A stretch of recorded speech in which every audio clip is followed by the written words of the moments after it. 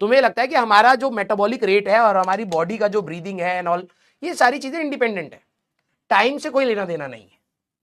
देखा है आप लोगों ने इंटरस्टेलर मूवी? आप उसको बायोलॉजिकल पर्सपेक्टिव से सोचिए कि हमारे बॉडी के जो सेल्स हैं, ठीक है, हमारे बॉडी के जो सेल्स हैं, जो मसल्स हैं, जो हार्ट है, जो ब्रेन है, each and every point is actually connected with time. सबकी एक एक्सपायरी डेट लिखी हुई है, ठीक है। हाँ,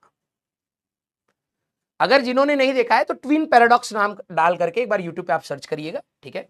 और जिन्होंने मूवी अगर इंटरस्टेलर देखी हुई तो उसमें दिखा होगा आप लोगों को, बहुत मस्त सी चीज है। आप फिजिक्स के पॉइंट ऑफ व्यू से आप देखोगे तो आपको लगेगा हाँ जब स्पीड ज्यादा होती है तो टाइम चेंज हो जाता है, लेकिन बॉडी ओल्ड भी नहीं होएगी। जो व्यक्ति धरती पर रहेगा उसका टाइम फास्ट चलेगा, और जो व्यक्ति स्पेस में चला गया बहुत स्पीड से तो वो यंग का यंग ही रह जाएगा। मतलब आपका मेटाबॉलिक रेट आपकी स्पीड डिसाइड कर रही है किससे आप चल रहे हैं। कहीं ना कहीं आपकी एजिंग, जो आपका टाइम है जिसको आप अपना बुढ़ापा कह सकते हैं, वो आपकी जो life cycle of the cell है, आपकी डेथ ऑफ दी सेल है, वो सारी इंपैक्ट हो जाएंगी आप किस गाड़ी पर कितनी तेजी से चल रहे हैं। अब आपको ये बात पचेगी ही नहीं, अब आपको ये बात पचेगी ही नहीं। क्या बात कर रहे हो सर? क्या बात कर रहे हो? अगर कोई व्यक्ति एक गाड़ी में बैठ करके, एक ऐसी गाड़ी है जो बहुत तेजी से चल सकती है, touching the speed of light, वो कभी एज नहीं होगा, नहीं, वो फ्रीज कर जाएगा इन टाइम स्पेस। आपके सारे सेल्स रुक जाएंगे भाई। आपको लगेगा आप खाना खा रहे हो, सब कुछ चल रहा है, लेकिन एक्चुअली में आप बुढ़े नहीं हो रहे होगे। समझ ही नहीं आएगा अभी।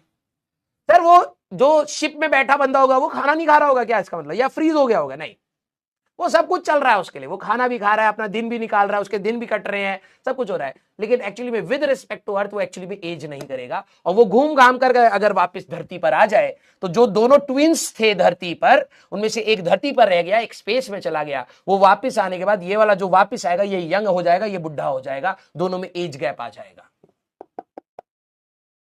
यस, ठीक है।